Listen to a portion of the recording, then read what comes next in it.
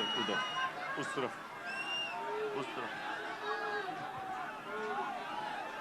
بسم اللہ الرحمن الرحیم ایاک نعبد و ایاک نستعین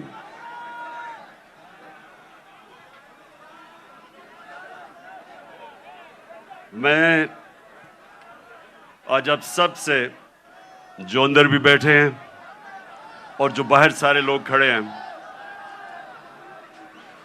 بیٹھ جاؤ تاکہ وہ دیکھ سکیں بیٹھ جاؤ نا وہ دیکھ سکیں یعنی صاحب بیٹھ جاؤ وہ دیکھ سکیں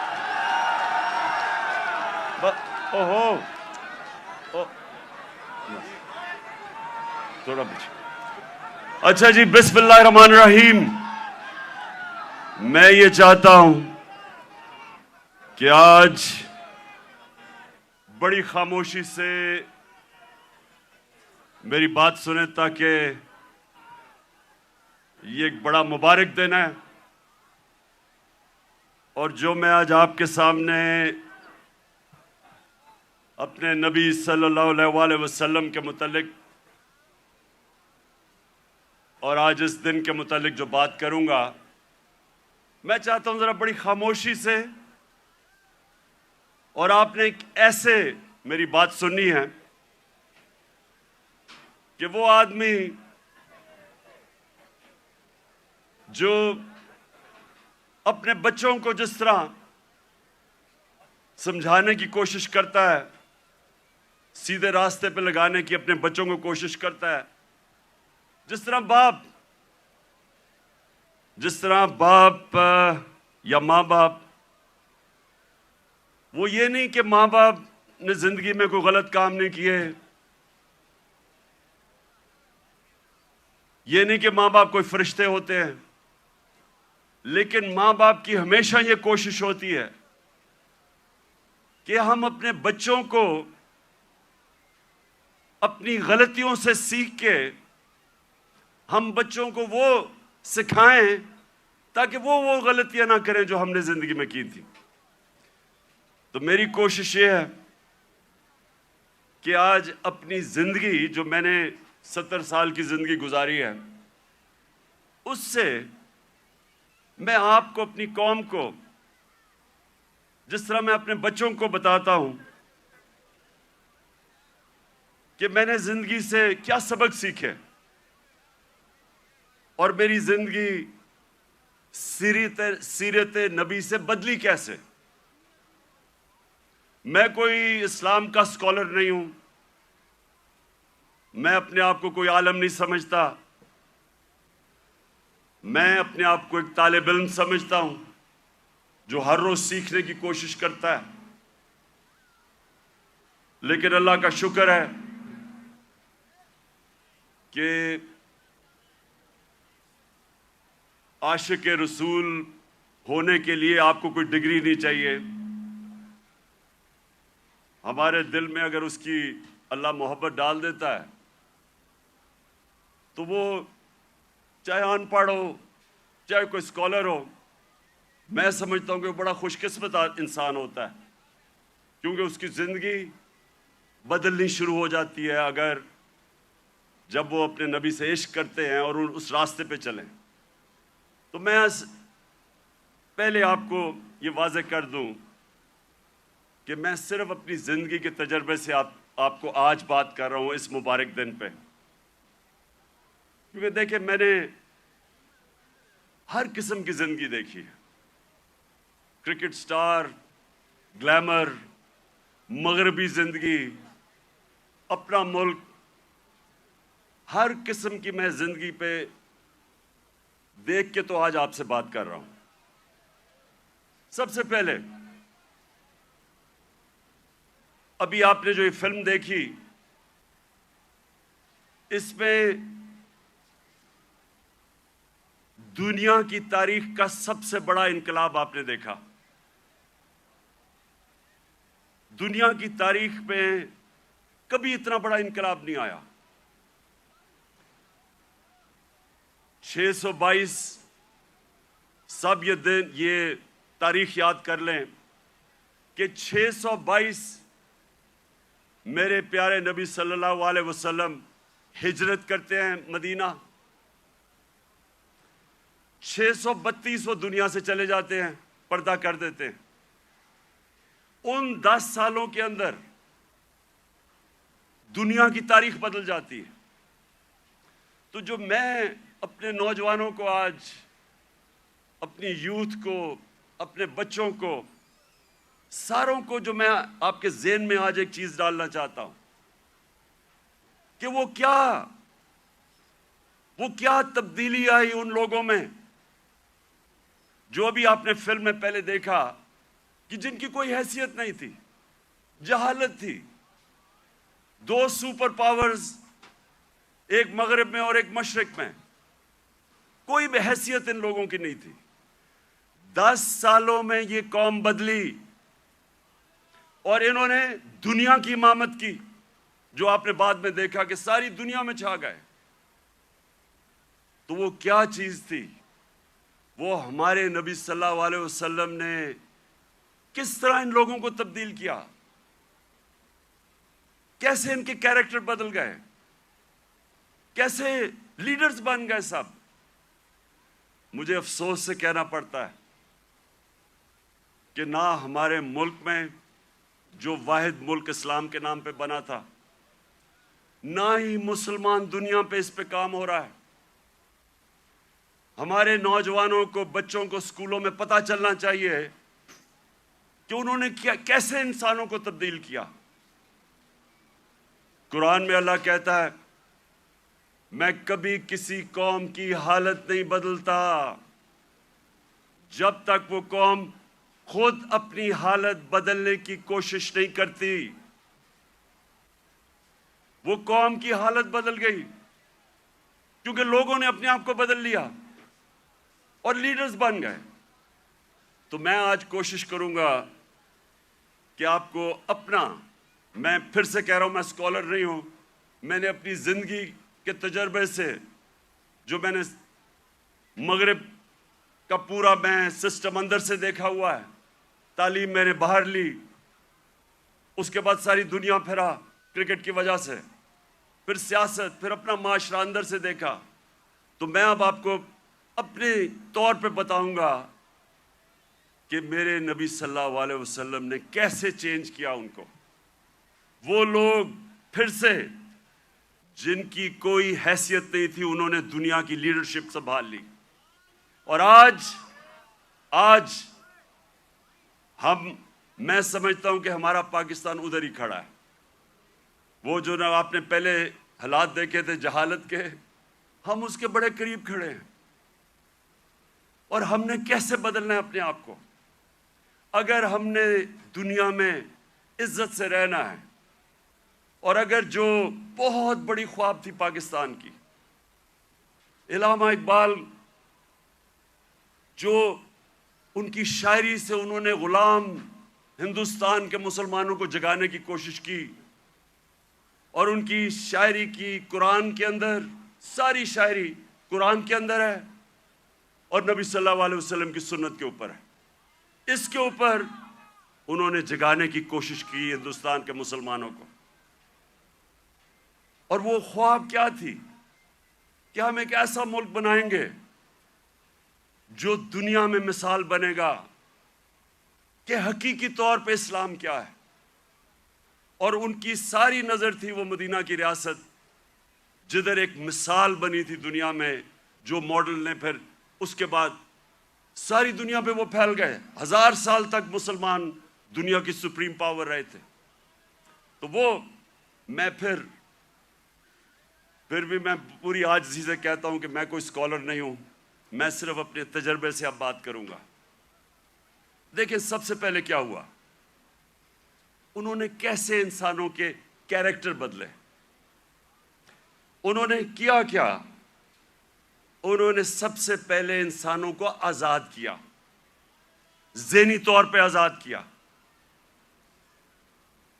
اندرونی طور پہ آزاد کیا، کیونکہ آزاد ذہنی بڑے کام کرتے ہیں۔ غلام ذہن کبھی کوئی چیز ایجاد نہیں کرتے۔ انوویشنز، انوینشنز، نئی ایجاد جو چیزیں ہوتی ہیں وہ آزاد مائنڈ کرتے ہیں، غلام نہیں کر سکتا. ایک غلام اچھا غلام ہی بنتا ہے، کاپی کرتا ہے. آزاد ذہن بڑے کام کرتا ہے، اور اس کی وجہ کئی 100 سال تک سارے دنیا کے ٹاپ سائنٹسٹ مسلمان تھے، اور وہ اس کی بنیاد رکھی گئی مدینہ میں. تو سب سے پہلے انہوں نے کیا کیا؟ میری زندگی میں جو سب سے بڑی رکاوٹ ایک انسان کی پرواز میں ہے وہ ہے خوف. اور میں بار بار یہ اپنی قوم کو بتاتا رہتا ہوں کہ جو خوف کا بت ہے اس کا توڑنا بڑا ضروری ہے. تو میرے نبی صلی اللہ علیہ وسلم تو جو قرآن تھی وہ چلتے پھرتے قرآن تھے. تو قرآن کے اندر جو واضح طور پہ لکھا ہوا ہے کہ جو لوگ ایمان لے آئے اللہ ان کے خوف دور کر دیتا ہے. خوف کا سب سے بڑا خوف موت کا. اللہ نے کہا زندگی موت میرے ہاتھ میں ہے. لوگ ابھی بھی ڈرتے ہیں موت سے، جب پتہ ہے کہ اللہ نے فیصلہ کیا ہوا کہ جب میں چاہوں گا تم اس سے پہلے نہیں جاؤ گے. عزت ذلت اللہ کے ہاتھ میں. لوگ ڈرتے ہیں کہ ہم ذلیل ہو جائیں گے. میں جب سے سیاست شروع کی لوگ مجھے کہتے تھے جی سیاست بہت بری چیز ہے، آپ کو ذلیل کر دیں گے وہ.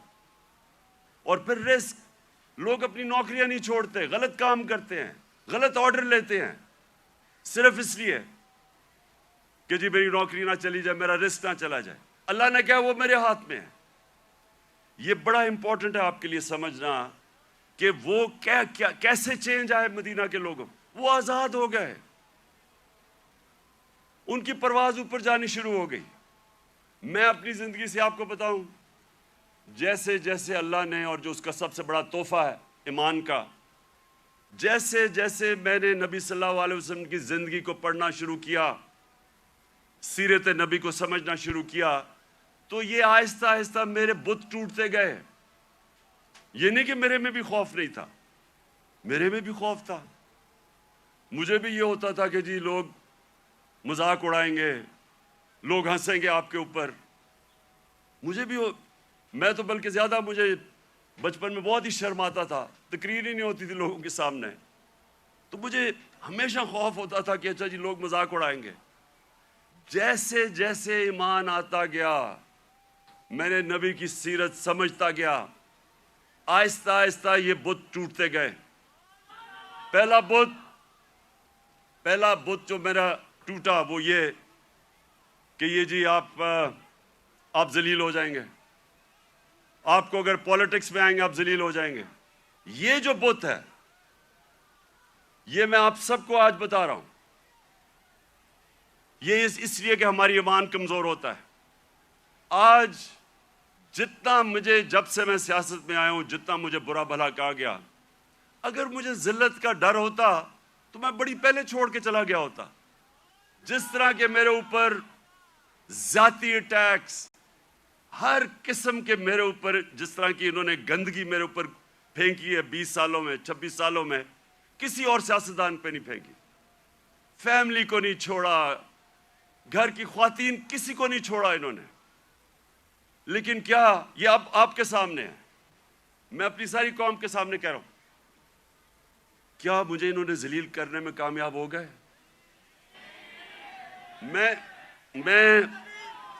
ایک منٹ، میں آپ کو آج سب کو کہہ رہا ہوں، پچھلے 6 مہینے میں جتنی مجھے اللہ نے عزت دیا، مجھے ساری زندگی میں کبھی اتنی عزت نہیں ملی.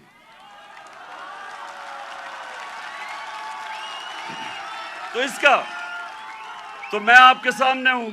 سنیں غور سے سنیں. یہ جلسہ نہیں ہے، یہ غور سے سنیں، کیونکہ میں نے آج آپ کو اپنی زندگی سے سمجھا رہا ہوں کہ اگر انسان کے ہاتھ میں ذلت ہوتی تو آج میں بڑا ذلیل ہو چکا ہوتا. میڈیا یہ کنٹرول کرتے ہیں، میڈیا کو پیسے یہ دیتے ہیں، لفافے دیتے ہیں. مجھے تو ذلیل ہو جانا چاہیے تھا.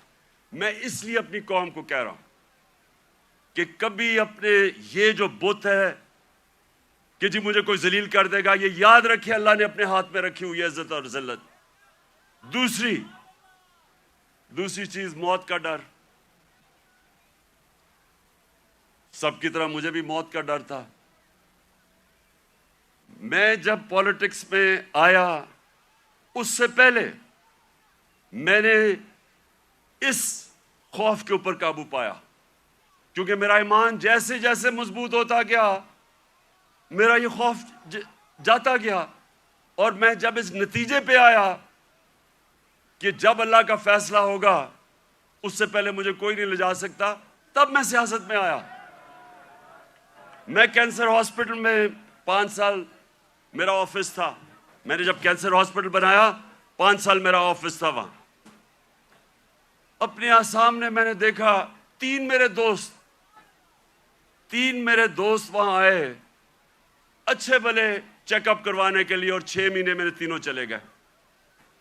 تو یہ جو ہم سمجھتے ہیں کہ ہم اگر سیف کھیلیں گے تو شاید ہم موت سے بچ جائیں گے، یا کہ ہم اگر اپنے ایمان کے مطابق چلیں گے تو شاید جلدی موت آ جائے، یہ غلط فہمی میں نکال دیں اپنے ذہن سے۔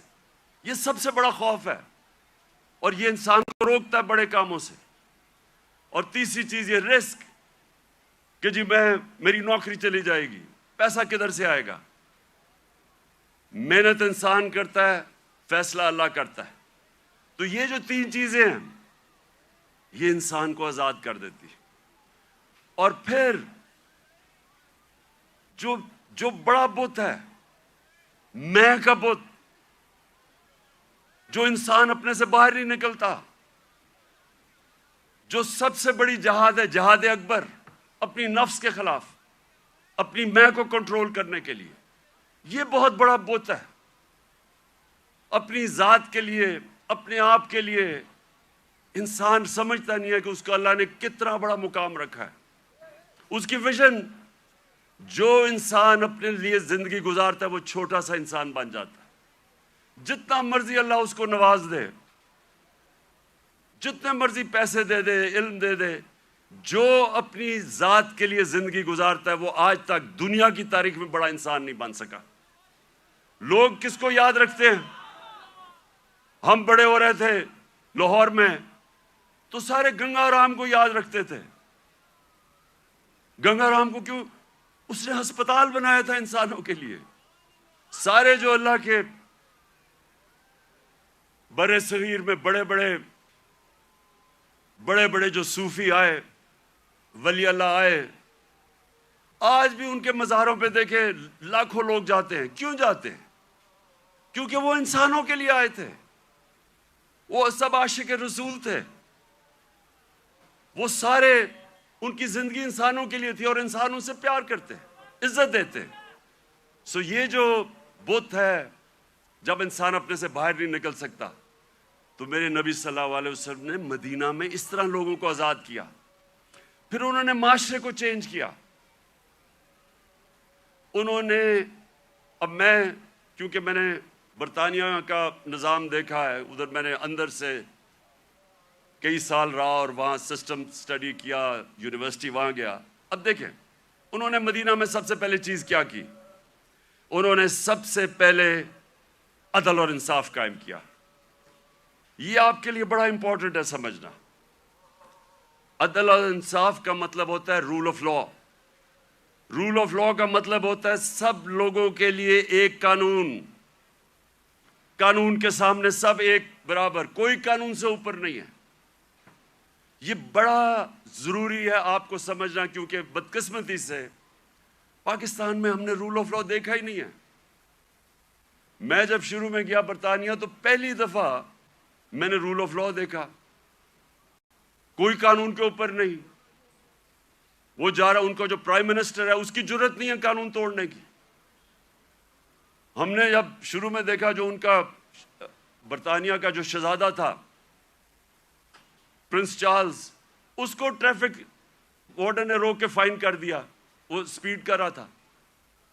وہاں کوئی قانون سے اوپر نہیں تھا۔ ابھی آپ نے دیکھا کہ برطانیہ کا پرائم منسٹر جو کہ باہری اکثریت سے جیتا تھا، اس کو صرف نکال دیا گیا اس وجہ سے کہ انہوں نے کہا کہ اس نے جو لوگوں کے لیے قانون بنایا تھا سوشل ڈسٹنسنگ کا کرونا کے دوران، اس نے اس کے اوپر عمل نہیں کیا، اس پہ نکال دیا۔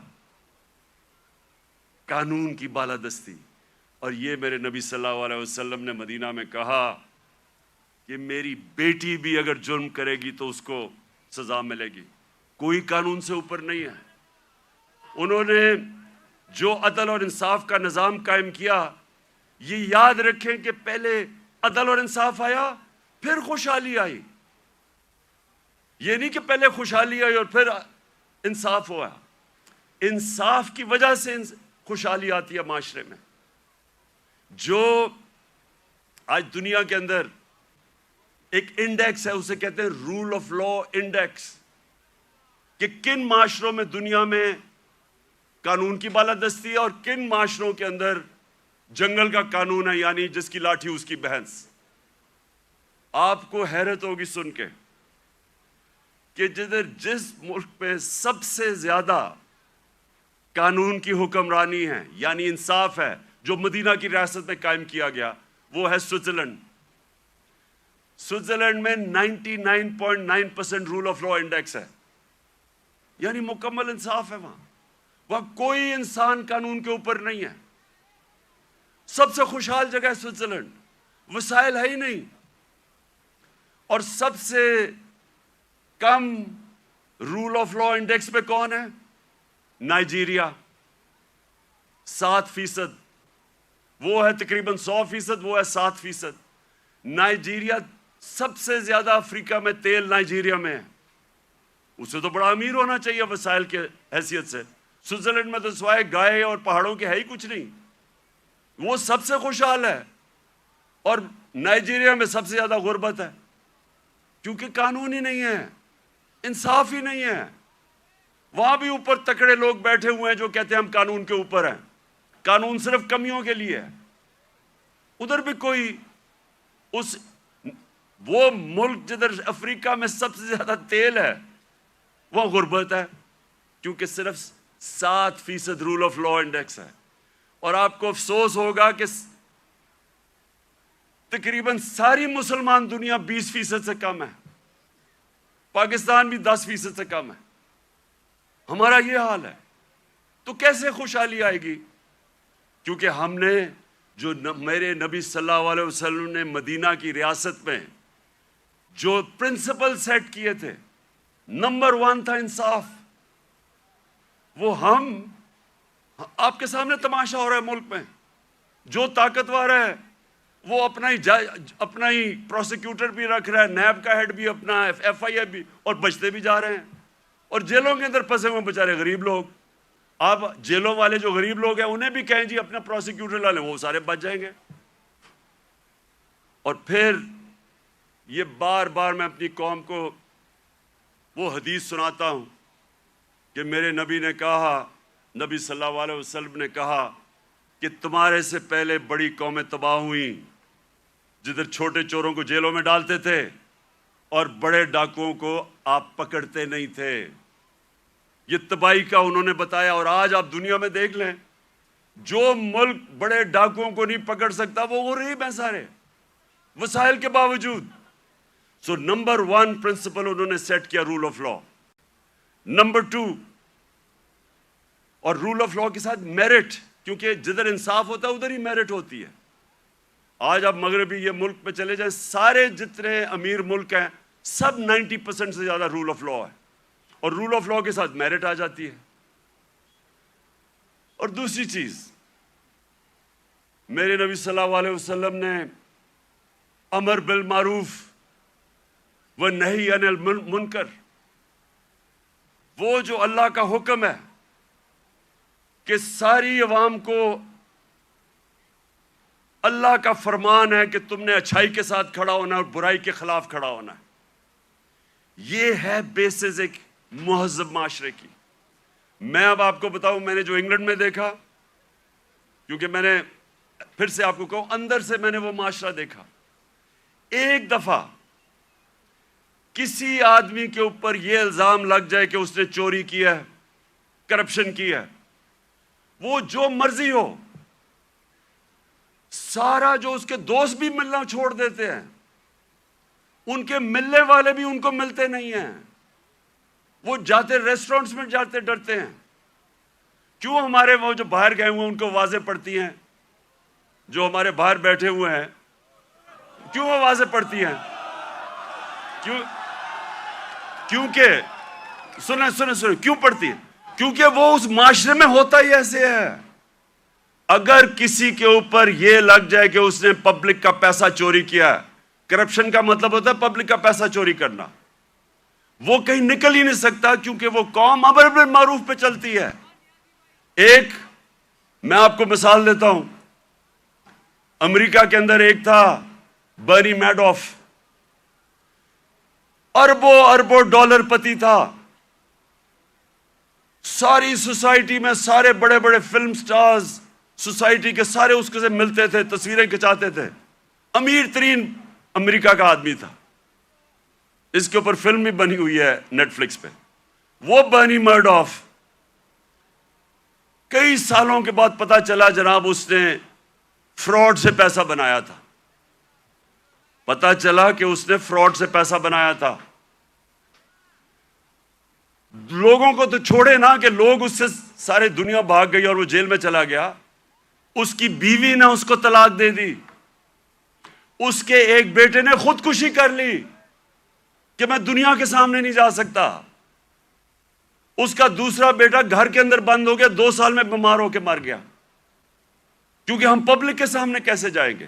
سنگاپور کے اندر ہمارے ساتھ تقریباً ہماری تھوڑی دیر کے بعد آزاد ہوا تھا. سنگاپور کے پاس ایک ایسا پرائم منسٹر آ گیا، لی کوان یو. اس نے آتے ساتھ ہی قانون کی بالادستی قائم کی. سنگاپور اور پاکستان کا ایک ہی جتنا تھا. ہمارا جو اوسط آمدنی پر کیپٹا انکم ہماری اور سنگاپور کی ملتی تھی، ایک ہی جتنی تھی. آج 60 کی دہائی میں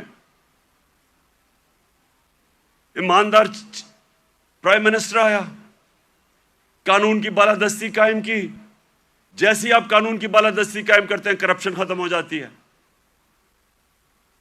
وہ سنگاپور کا ایک منسٹر، اس کا اپنا دوست تھا، وہ پکڑا گیا کرپشن میں. اس دوست کو، وہ پرائم منسٹر کا دوست تھا، جیسے ہی وہ پکڑا گیا اسے پتا تھا کہ میں بچ نہیں سکتا، حالانکہ میں پرائم منسٹر کا دوست ہوں. اس نے خودکشی کر لی کہ اب میں معاشرے میں کیسے جاؤں گا، کیونکہ معاشرے میں امر بالمعروف ہے. عوام کھڑی ہو جاتی ہے اچھائی کے ساتھ. وہی سنگاپور. اب یہ سوچیں، ہم اور سنگاپور ایک ہی جگہ تھے 60 کی دہائی میں. آج وہ ہمارا کتنا پر کیپٹا انکم ہے، اوسط آمدنی آج پاکستان میرے خیال میں $2,500 ہو گیا، 3,000 مجھے ابھی پورا ایگزیکٹ نہیں پتا. سنگاپور میں $60,000 پر کیپٹا انکم ہے، اوسط آمدنی. تو پہلے انصاف اور اس کے بعد خوشحالی اور معاشرے کی ذمہ داری ڈال دی میرے نبی صلی اللہ علیہ وسلم نے امر بالمعروف پہ. تیسری چیز، انہوں نے اپنے معاشرے کے اندر مدینہ کی ریاست میں کیا کیا؟ تعلیم کی ایمرجنسی لگا دی. جنگ بدر کے بعد جو قیدی مکہ کے قیدی تھے ان کو واپس کے پیسے لے سکتے تھے، کیونکہ مسلمان تو غریب تھے تب. بلکہ جنگ بدر میں نے اتنا بھی پڑھ رہا تھا کہ کئی لوگوں کے پاس تلواریں بھی نہیں تھے، ڈنڈوں سے لڑے ہیں. تو وہ تو قیدیوں کو واپس کر کے پیسے لے سکتے تھے، ہتھیار خرید سکتے تھے. دنیا کے عظیم لیڈر نے کہا نہیں، جو 10 مسلمانوں کو پڑھا لکھا دے گا اس کو ہم آزاد کر دیں گے. تعلیم کے اوپر زور دیا. چائنا بھی جانا پڑے تعلیم حاصل کرنے کے لیے تو جاؤ. جب سے تم پیدا ہوتے ہو اور جب تک قبر میں نہیں جاتے علم حاصل کرو. اس لیے صدیوں تک ٹاپ سائنسدان مسلمان تھے. تعلیم کے بغیر معاشرہ اوپر نہیں جاتا. اور ہمارا اب پھر سے حال دیکھ لیں، کتنا زور لگایا تعلیم. کتنا شرم کی بات ہے کہ 75 سال انڈیپینڈنس پہلی دفعہ ہم نے کوشش کی تھی کہ کم از کم تعلیم کا نظام میں انصاف کریں. نہیں تو امیر کے لیے تھوڑے سے 8 لاکھ امیروں کے لیے انگلش میڈیم، باقیوں کے لیے اردو میڈیم. وہ بیچارے پڑھ کے بھی اوپر نہیں آ سکتے تھے. ایک تعلیمی نظام جو غریب کو غریب کرتا تھا، جو ملک میں नाइंसाफी फैलाता था। وہ ہم نے کوشش کی، پتہ نہیں اب اس حکومت نے وہ ختم کر دیا ہوگا کہ ایک ہی نصاب 5 کلاس تک اور اوپر تک لے کے جا رہے تھے، لیکن تعلیم، یہ تیسری چیز میرے نبی صلی اللہ علیہ وسلم نے مدینہ میں کہا، تعلیم کے اوپر انہوں نے زور دیا، جس کی وجہ سے مسلمان اوپر گیا۔ اور پھر فلاحی ریاست، انسانیت کا نظام، دنیا کی تاریخ میں پہلی دفعہ انہوں نے ایک فلاحی ریاست بنائی، اور یقین کریں مجھے پتہ ہی نہیں تھا فلاحی ریاست کیا ہوتی ہے جب تک میں برطانیہ نہیں گیا۔ میں جب پہلی دفعہ برطانیہ گیا، میں نے پہلی دفعہ فلاحی ریاست دیکھی، کسی مسلمان ملک میں نہیں دیکھی۔ جو انہوں نے مدینہ کی ریاست میں پہلی دفعہ انسانیت کا نظام لے کے آئے تھے کہ کوئی کمزور آدمی، اس کی ریاست نے ذمہ داری لی تھی، غریبوں کی۔ آپ حیران ہوں گے کہ جو پینشنز تھیں، بوڑھوں کی بھی ذمہ داری پہلی دفعہ دنیا کی تاریخ میں مدینہ کی ریاست نے لی تھی، یتیموں کی، معذوروں کی، بیواؤں کی۔ ایسا نظام کبھی پہلے نہیں آیا تھا۔ تو اسٹیٹ نے انسانیت کا نظام لے کے آیا، اور مجھے افسوس سے کہنا پڑتا ہے کہ آج آپ یورپ چلے جائیں، میں نے اسکینڈینیویا جو بہترین، میں سمجھتا ہوں کہ اس نظام کے قریب مدینہ کے ریاض جو میں نے دیکھا ہے وہ ڈنمارک، سویڈن، ناروے۔ آپ وہاں دیکھیں، آپ اپنے پاکستانی رہتے ہیں وہاں، ان سے پوچھے تو صحیح کہ انسانیت کیا ہوتی ہے۔ میں بار بار کہتا ہوں، اپنے جانوروں کا ہمارے سے بہتر دھیان رکھتے ہیں۔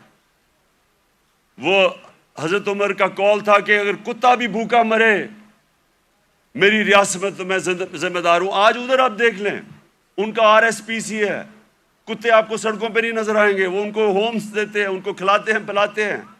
یعنی وہ جو ہم نے دنیا میں شروع کیا تھا، جو میرے نبی صلی اللہ علیہ وسلم نے انسانیت کا نظام دنیا میں شروع کیا تھا، وہ آج ان ملکوں میں مل رہے ہیں جو مسلمان نہیں ہیں۔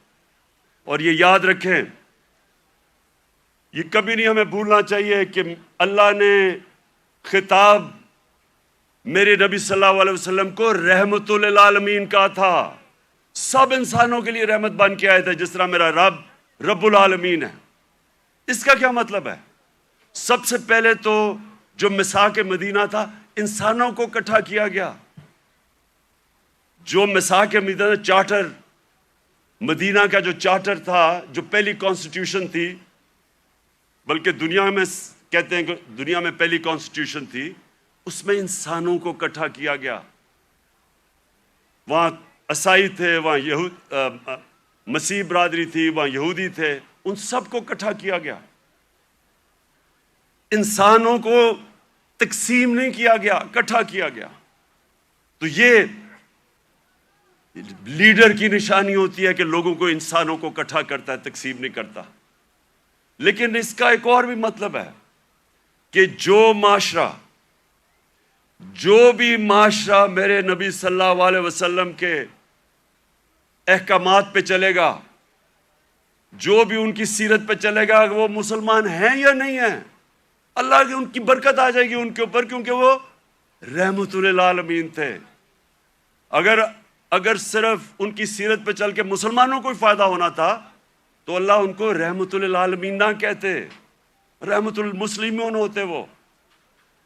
تو اس لیے آج اگر آپ دیکھتے ہیں ملکوں کی خوشحالی، آپ دیکھیں کہ کتنی طور پہ وہ میرے نبی صلی اللہ علیہ وسلم کی سیرت پہ چل رہے ہیں۔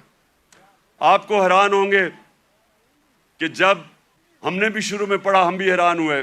میں نے بہت پہلے پڑھا، محمد عبدو بڑا اسکالر تھے، بہت بڑے عالم تھے اسلام کے۔ وہ جب پہلی دفعہ یورپ کوئی 125 سال پہلے گئے اور مصر سے گئے، تو جب وہ مصر واپس آئے، انہوں نے کیا کہا؟ انہوں نے کہا میں یورپ گیا تھا، وہاں مسلمان تو نہیں نظر آئے، لیکن بڑا اسلام نظر آیا۔ اور جب واپس مصر آئے تو کہتے مسلمان تو بہت ہیں، اسلام بہت کم نظر آ رہا ہے۔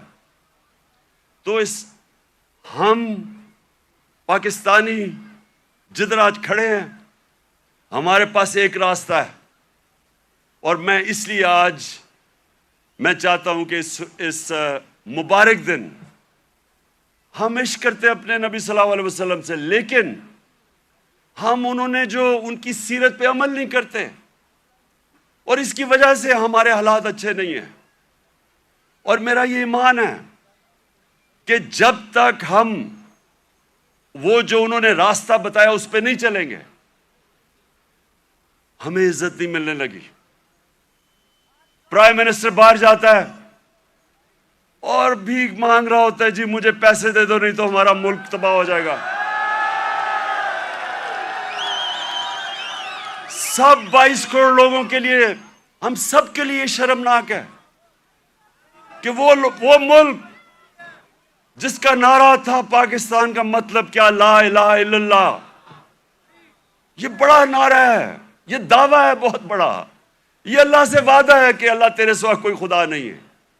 وہ آج ایسے پھر رہا ہے دنیا میں، کوئی آتا ہے گورے رنگ کا، کوئی باہر سے آ جاتا ہے، سارے گر جاتے ہیں اس کے سامنے۔ نہ عزت ہے، نہ آزادی ہے۔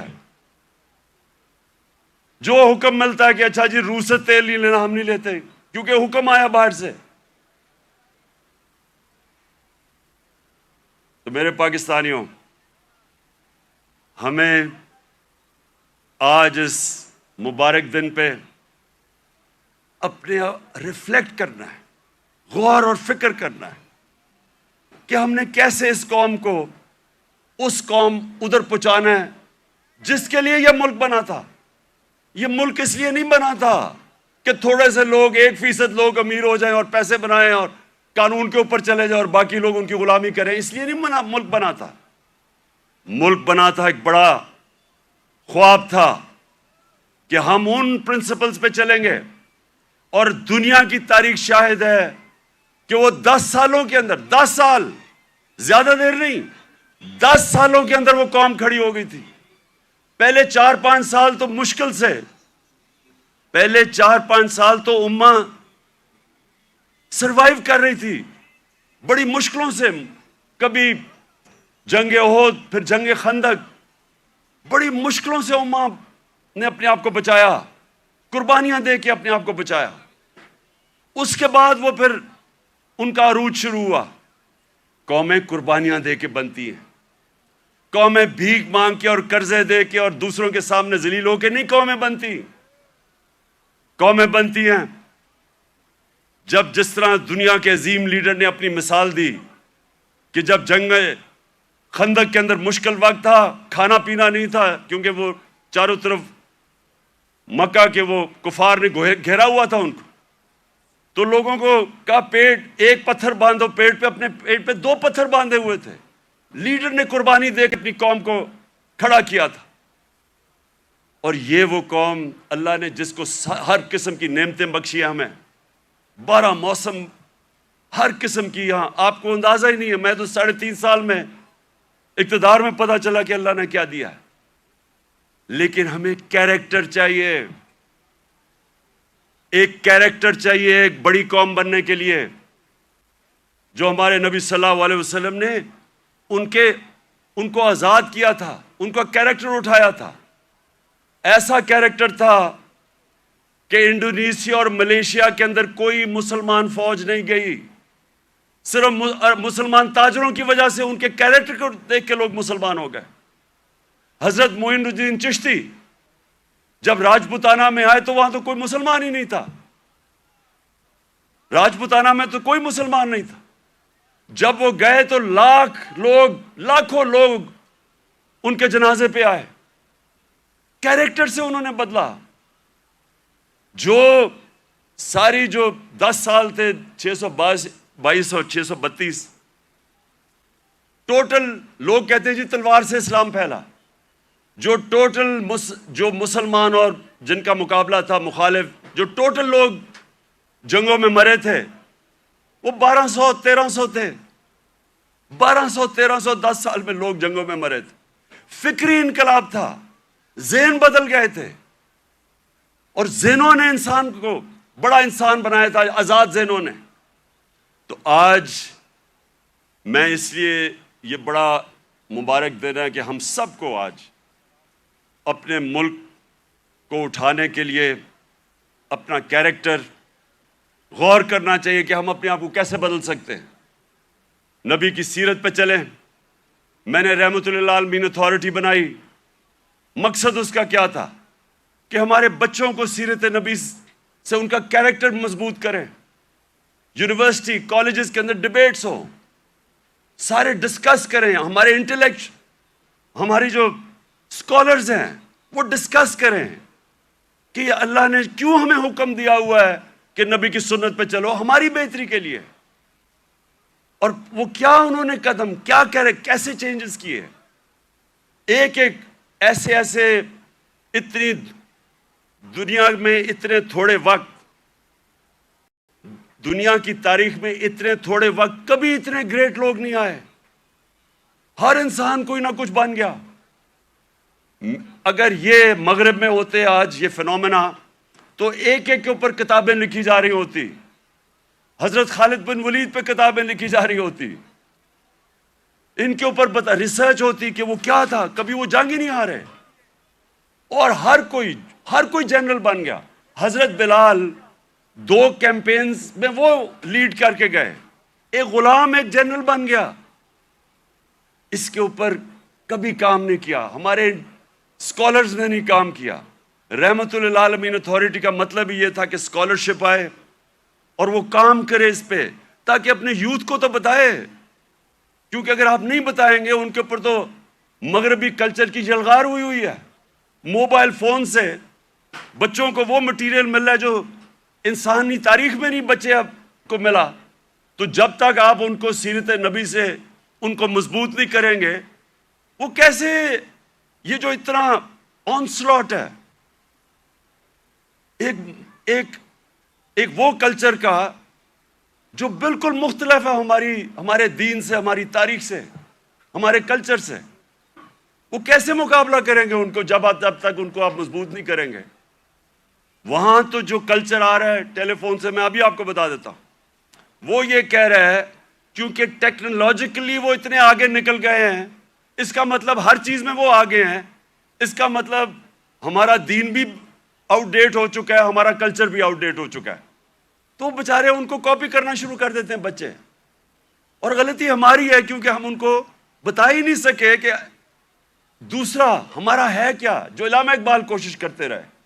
تو یہ رحمت للعالمین اتھارٹی کا مقصد ہی یہ تھا کہ ہم ابھی سے اپنے بچے, کالج اسٹوڈنٹس, یوتھ, ان کو تیار کریں کہ 21ویں صدی میں آپ نے کیسے آپ نے فیس کرنا دنیا کو.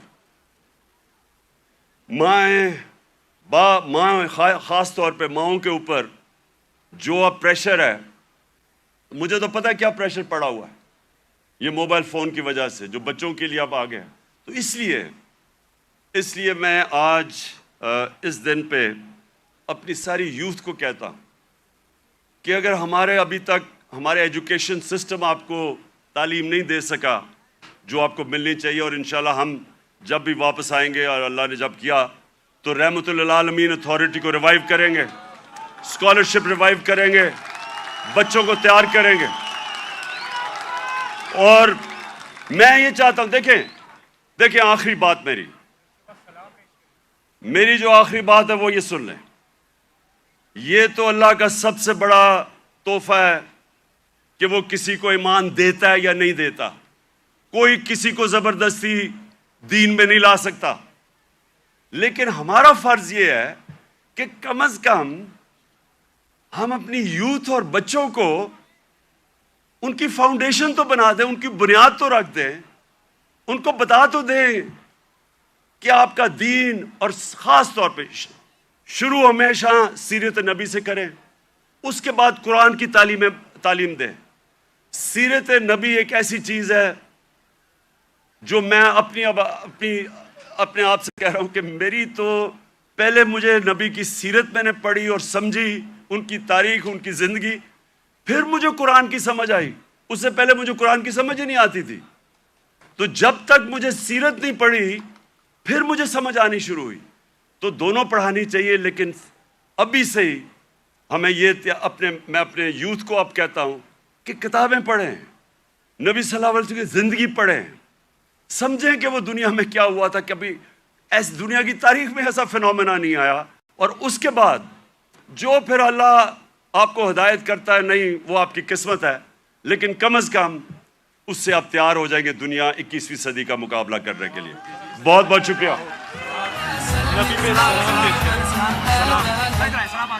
سلام. اب ہم سب مل کے سلام پیش کریں گے.